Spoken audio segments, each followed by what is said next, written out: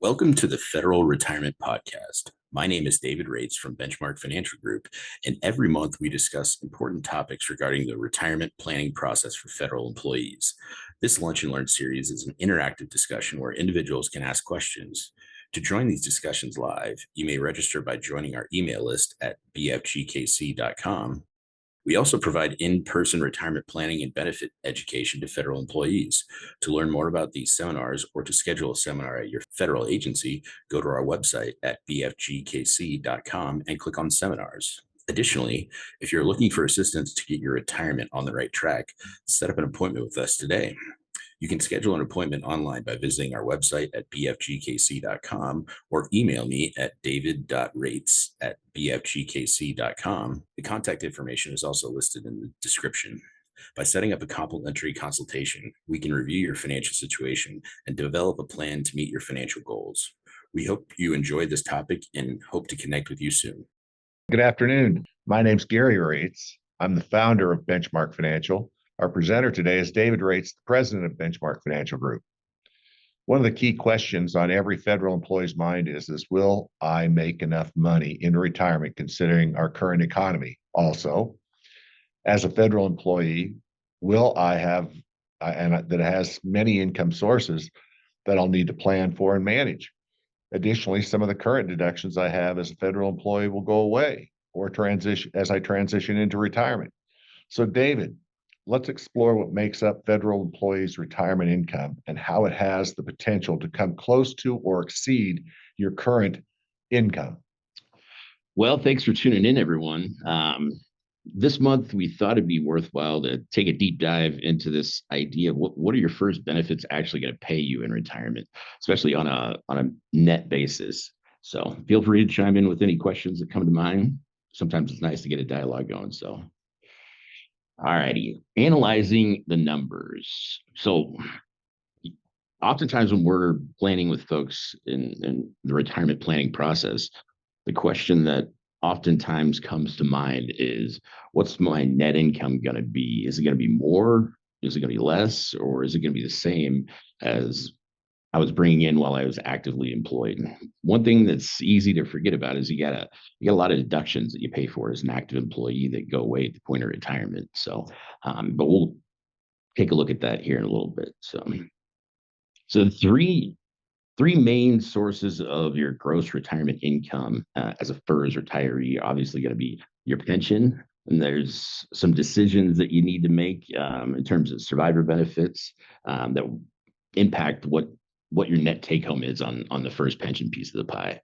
First supplement or Social Security would be the other third of the pie, and TSP savings would round out the third. So those three main pieces of the pie are important to take a look at in the overall planning process, because you want to weigh the pros and cons of what to do for each piece, because oftentimes there's several decisions that need to be made, and you want to make an informed decision as opposed to getting to the finish line and then making a snap decision on what to do with each one of these pieces. So, all righty. So the FERS pension benefit. Thought it'd be worthwhile to just throw a refresher in here about the different milestones of age and years of service. So when you're talking about what they call an unreduced FERS pension, there's three main milestones that you have to hit to cash in on that. So first one would be minimum retirement age with 30 years of service. If you're age 60 with at least 20 years of service, or age 62 with at least 5 years of service, your calculation factor is 1% times high 3 times your years. I'm moving on.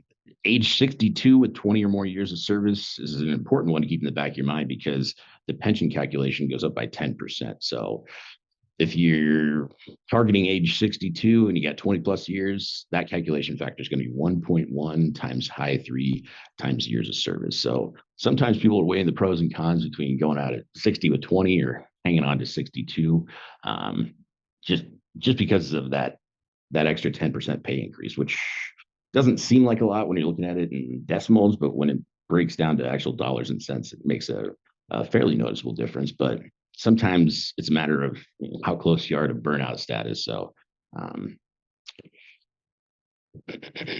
right, moving on to category of FERS special group retirement. So if you're in the category of air traffic controller, law enforcement officer, or firefighter, it's important to know that your cards are a little different than just regular FERS folks. So the special group category has mandatory retirement age at 56 for air traffic controllers and 57 for law enforcement officers with at least 20 years of service. So requirements for an unreduced FERS special group pension would be age 50 with 20 years, at least 20 years, or any age with 25 years, which is kind of wild to think. But this year we had a client that retired at age 47 as an air traffic controller. So if you're lucky enough to be able to retire from the government at an age range like that, you got presumably a lot of years ahead of you in terms of the road to retirement. Um, so if you're in that special category, your pension calculation is noticeably higher. So it's 1.7 times high three times years of service, up to 20 years of good time, and then 1% times high three for all the remaining years. All righty. So on the FERS pension, some important questions to marinate on. Largely, which survivor option do you want to go with? I've spent a lot of time talking to folks about these different options.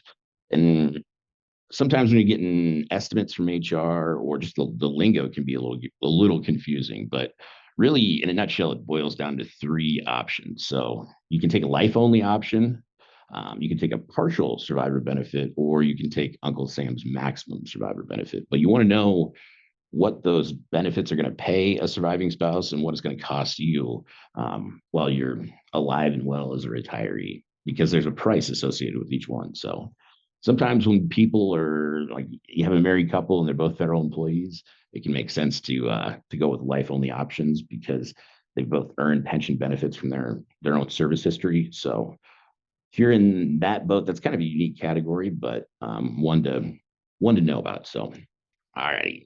FERS pension survivor benefits. These ones, if you don't necessarily look at the FERS pension estimates on a regular basis, it's easy to forget about the options that you have, especially because Uncle Sam makes it a little confusing in terms of the wording. So when they're talking about a maximum surviving spouse benefit, that's essentially means that's 50% of your gross FERS pension. But in order to leave the maximum surviving spouse benefit, you got to pay 10% out of your gross pension on a monthly basis to do that. So, and it's not like you don't have to write a check. It's just they automatically deduct it out of the back end of your pension payment. So maximum equals essentially half of your pension, and you pay 10% of it to leave that benefit. Partial, in Uncle Sam's language, equates to a quarter of your pension. So if you're going with the partial survivor benefit, it'd be 25% of the gross pension amount. And in order to leave that benefit, you pay 5% of your gross pension on a monthly basis to leave that benefit for a surviving spouse. But one thing that's important to keep in mind is that the federal health benefits and pension survivor benefits are kind of directly tied together because you have to leave at least the maximum or the partial to leave federal employee health benefits for a surviving spouse, which is a major deal because Uncle Sam continues to pay a little over 70% of the premium for healthcare throughout both of your lives. So it's an important piece of the pie in the overall planning process because if your spouse doesn't have access to healthcare as a retiree at the price that they charge from the government, you kind of have to decide. You got to go with one of the two options, either partial and maximum, so that you can make sure that you get health coverage through both your lives. So important to keep in mind, pension and FEHB are directly correlated. So one of the other main pieces of the pie, in addition to your FERS pension, is the special retirement supplement or Social Security. So if you're in that boat, you can retire prior to age 62, and you got enough years of service under your belt, then Uncle Sam's going to pay you this payment that mirrors Social Security, but is technically getting paid from OPM, the Office of Personnel Management. So in a nutshell, the FERS special retirement supplement is essentially a Social Security bridge payment. You got enough, if you're in that boat, you got enough years of service to retire on an unreduced pension benefit, but you're not at age 62 yet, which is when you're first eligible to turn on Social Security. So Uncle Sam doesn't penalize you if you're in that boat. You get this payment that's pretty similar to Social Security. It's never as much as Social Security is going to pay you, but depending on the total number of years you have, it can be pretty darn close. So what are the eligibility requirements in terms of those milestones of age and years of service? So if you're in that boat where you're at minimum retirement age with at least 30 years of service, then you qualify for the special retirement supplement. If you're age 60 with at least 20 years of service, then you also hit that category qualifying for the special retirement supplement. One thing to keep in mind about the supplement, though, is it automatically stops at age 62 because that's when you're first eligible to turn on Social Security. So you want to know what's coming down the pipe in terms of the timing of when that benefit turns on and off. And the calculation formula is years of FERS service divided by 40 times your age 62 Social Security benefit. So if you got like 35 years of service at the point of retirement, then your supplement is going to be pretty darn close to what your age 62 Social Security benefit is. But if you got things like military time or a lesser number of years of service, then sometimes there's a couple $100 a month gap between what you'd be getting at 62 from Social Security and what the supplement's going to pay you. And like I said a second ago, it's set up to bridge the gap between when you're eligible to retire, or when you decide to retire, and age 62, which is when you can first turn on Social Security, paid by OPM. But one important thing to keep in the back of your mind is that if you're lucky enough to be in the boat where you're getting the FERS retirement supplement, it's subject to an earnings test. So Social Security, if you turn it on anytime between age 62 and your full retirement age, then you also need to be aware of the earnings test. So in 2024 numbers, on a gross basis, you can make in terms of like salary type of income, $22,320 annually, or an extra $1,860 a month is what Uncle Sam says you can make without them clawing back what they paid you on that first supplement. So, and then the earnings test isn't applicable until you reach minimum retirement age for the first special group. So if you're in that category where you could retire in your late 40s, early 50s, then you don't need to worry about them taking a look at your total earnings until you get to your minimum retirement age. So how do they classify the earned income though? So non-work income, which is considered passive income, doesn't count against the earnings test. So when you're talking about passive income, that would be government benefits, interest, pension income, annuities, capital gains, rental income. Those would all be considered passive sources of income. What they're looking at is they don't want you to be essentially double dipping, or where you're getting the supplement or Social Security and then you're making an unlimited amount of money working after the point of turning those benefits on. So if you're self-employed, you have a little bit more wiggle room because the income counts when it's received, not necessarily when it's earned. So we've had clients that were retired, gotten a job doing consulting, and one of the ways to circumvent the earnings test is have your income get paid to a limited liability corporation. And the LLC, it's kind of like it's technically not a person, obviously, but it operates kind of like its own entity. You can have a 401k for your LLC, which gives you an avenue to squirrel away extra money that doesn't count in terms of your gross income. So if you're in that boat where you're going to get that supplement, it's important to know all the tools that you have at your fingertips so you can make an informed decision on how you want to set each piece of the pie. Moving on to Social Security. So there's some important questions that you want to marinate on in the back of your mind. One of the most important ones would be, will turning on Social Security get me to the monthly income amount that I want to live on? Usually people are in a boat where we tend to gravitate towards turning Social Security on sooner as opposed to later. Sometimes if you have the option to retire from the government and then go work as a consultant, for instance, making pretty darn close to what you're making, or you're working and actively employed with Uncle Sam, that would be one of the major reasons to defer Social Security. But one of the other questions you want to ask is, does it make sense to delay Social Security until full retirement age or age 70? So if you circling back to that supplemental piece, if you're used to getting that payment from OPM and then it automatically shuts off at age 62, you kind of have to take a look at that scenario, because if you're used to getting $1,000 a month or $1,500 a month, and you decide to defer Social Security to an age past 62, there's going to be an income gap there. So when you're trying to address income gaps or get to a level of net monthly income that you're comfortable living on, you want to weigh the pros and cons of turning on certain income sources. So oftentimes the reality is, do I want to live on less money or less monthly income now to get a higher payment from Social Security at full retirement age or age 70? That's an important one to marinate on. Moving on to full retirement age. So full retirement age, when you're looking at Social Security and the time frames that you would hypothetically turn it on, age 62 is when you're first eligible. But between 62 and full retirement age, again, there's that earnings test that's applicable. Once you get to full retirement age, Uncle Sam doesn't care how much money you can go make in a limited amount of money, and they're not going to claw back anything after that point. But there's kind of like three main age intervals that you want to keep in mind with Social Security. Alrighty, so circling back to Social Security, you want to know what those benefit amounts are, especially at age 62, full retirement age, and age 70.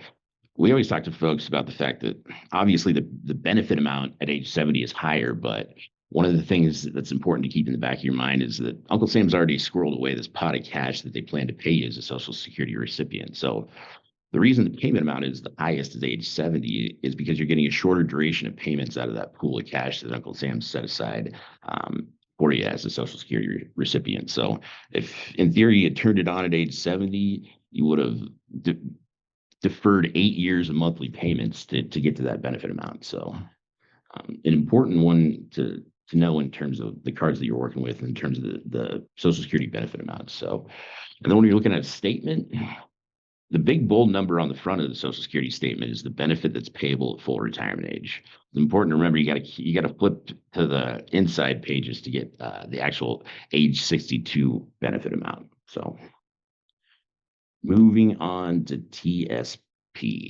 All right, so just a refresher on the main funds with TSP. So G fund and F fund would be considered the two safe funds. G fund is definitely the safest. It's short-term U.S. Treasury securities. F fund would be a bond fund. It's fixed income, has an average duration of about 5 years on investment grade bonds. And then C fund is essentially the S&P 500 index fund. So there's a lot of money benchmarked to the S&P 500 index, and that's one of the oldest funds that's been around with TSP. So I is international, which is invested in Europe, Australia, Southeast Asia, and then small caps is S fund. So companies that are small to medium that aren't necessarily big enough to be in the S&P 500. So small companies in the growth phase. And then there's been an evolution in life cycle funds over the last several years. They've added quite a bit more life cycle funds than they used to have. So now in terms of the dates, they range all the way from 2025 to 2065. So 2065 would be the life cycle fund that has the most variability in the marketplace, but is also the fund that has most growth potential in the marketplace. And then the closer you get to the current date, they progressively get a little bit more and more conservative. So L income would be the most conservative life cycle fund. L 2025 is slightly more risky. So, but those life cycle funds, it's important to know that they're made up of a pie chart of GF, CS, and I, which we'll take a look at that here in a second. So, and then you also have access to TSP Roth. So it's definitely important to know just a few of the main bullet points of Roth. So one of the most important things about Roth contributions is that they're made with after-tax money. So in a nutshell, you pay taxes on the money that you use to fund a Roth in order to take the gain out tax-free after age 59 and a half. So you always want to weigh the pros and cons about the timing of when you're funding your Roth contribution. Ideally, you don't necessarily want to fund, if you're trying to leverage the most tax benefit out of a Roth contribution, you want to fund a Roth earlier in your working years and then have a lot of gains so you can take it out tax-free as a retiree. The closer and closer you get to retirement, oftentimes people are making a larger and larger amount of income, or they're in their highest income earning years. So if you've paid taxes on the money, the Roth contributions in your highest income earning years, and then you take those withdrawals out as a retiree, it's not a bad thing by any stretch of the imagination. It's just you're not leveraging the tax benefits quite as much as you would have if you funded it earlier on in the spectrum. But most important thing about Roth is the gains get withdrawn tax-free. The longer of 5 years or age 59 and a half. So if you funded Roth at age 58, you got to wait 5 years to tap into that gain tax-free. But there aren't any income limits on Roth TSP contributions. So you don't have to worry about the income limitation that would exist with the outside Roth IRA, and the contribution amounts are noticeably higher. So for 2024, TSP max deferral limit is $30,500. So the base contribution amount is 23, and then if you're over the age of 50, they let you do a catch-up contribution of 7,500 for a grand total of 30,500, which is quite a bit higher than the contribution limits on an outside Roth IRA. So Roth TSP is an important tool to have in the bag, and one to know some of the main highlights of. This one is just a refresher on TSP fund returns year to date in 2024. So F fund as of the end of February was down a little bit, and all the other funds were in positive territory. 2023 was a pretty good year for equity growth. So G and S fund were 25-26% to the plus side, and I was just shy of 20% in terms of gross return there. So, and then we were talking about a second ago, life cycle funds. They're all comprised of a pie chart of GF, CS, and I that get adjusted on a quarterly basis. So sometimes folks, if they want to be a little bit more involved in the process of managing TSP funds, we talk to them, you can use the life cycle fund as a template and then make informed decisions on whether or not you want to add and subtract certain pieces. Like a few years ago, it wasn't the most advantageous position to be in for F fund, because we were climbing out of an all-time low of interest rates. So each time the Fed bumped interest rates, that caused the market price of shares in F fund to go down a little bit. So that would have been a situation where you might have been better off, or probably would have been better off, by taking the proportion that was auto invested into F fund and then reinvesting it into G, for instance. ESG distribution options. So it's important to know the tools that you have at your fingertips in terms of getting money out of TSP. So there's kind of like 4 main options. You can do what's called a lump sum payment. You can do a full or partial rollover to a traditional or a Roth IRA. You can set a monthly payment that's a specific dollar amount that you can adjust at any point in time, or you can buy a fixed annuity with TSP. But the fixed annuity option with TSP is kind of like the Model T version of a fixed annuity. So it's not exactly the most competitive option in terms of annuitization, but it's one that they auto package in there. So most oftentimes sometimes it makes sense for them to leave a chunk of money in TSP, but usually what's available in the outside world is attractive enough to reinvest some of that money into outside IRAs. So a lot of times people want a little bit more control and a broader menu of investment options to choose from. TSP is a fantastic accumulation vehicle. It's just, it doesn't give you quite as many options when it comes to distribution as what you have available in the outside world. So, but a lot of that boils down to putting together an income plan. And in a general sense, most people are looking for an amount of monthly income spinning off of TSP money to get them to a level of net monthly income that they're comfortable living on, and having the rest invested and growing, kind of earmarked for emergency opportunity withdrawals. So in a nutshell, a lot of people want to set an income amount and then have the rest available for house, car, medical, vacation. Those are usually the 4 main ones that crop up in terms of emergencies and opportunities.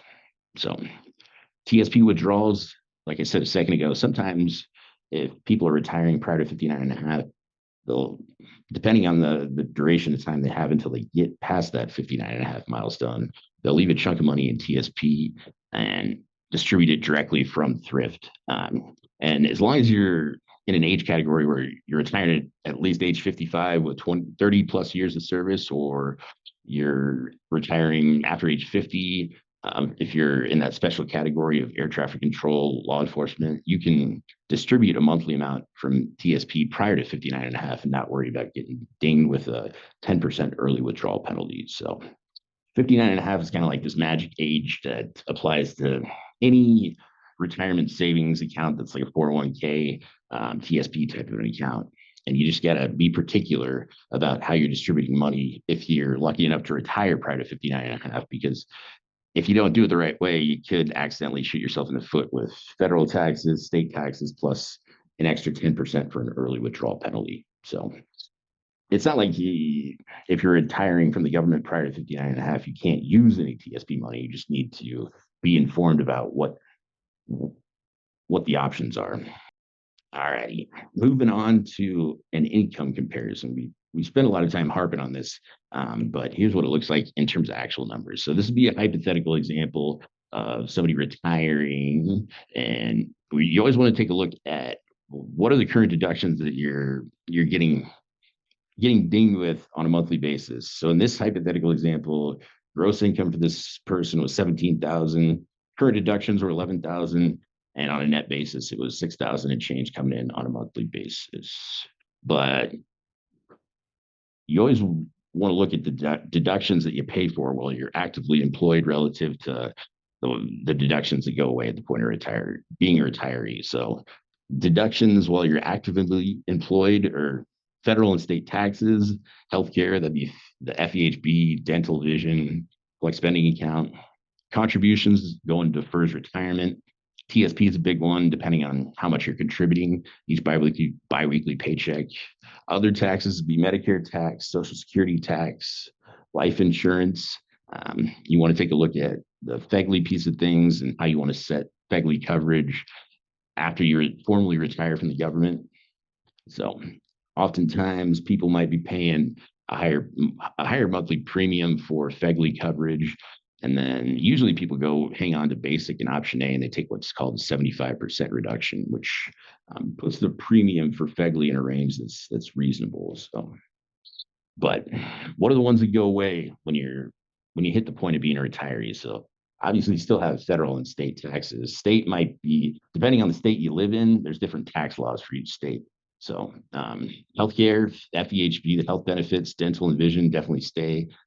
In terms of a deduction as a FERS retiree, FEGLI life insurance might be one, depending on which option that you want to go with. And sometimes people have a savings allotment that they that money goes into an account that they pay a bunch of bills out of. So here's what it looks like in terms of the hypothetical. So gross retirement income for this FERS example, it went from 17,000 to 10,000 and change, but the retirement deductions went down considerably. So federal taxes, state taxes, health insurance, dental, vision, a little bit of FEGLI, and then the savings allotment were still on the books. So 10,005 was the gross retirement income made up of FERS pension, TSP money, and that FERS supplement. 6,000 and change were the deductions.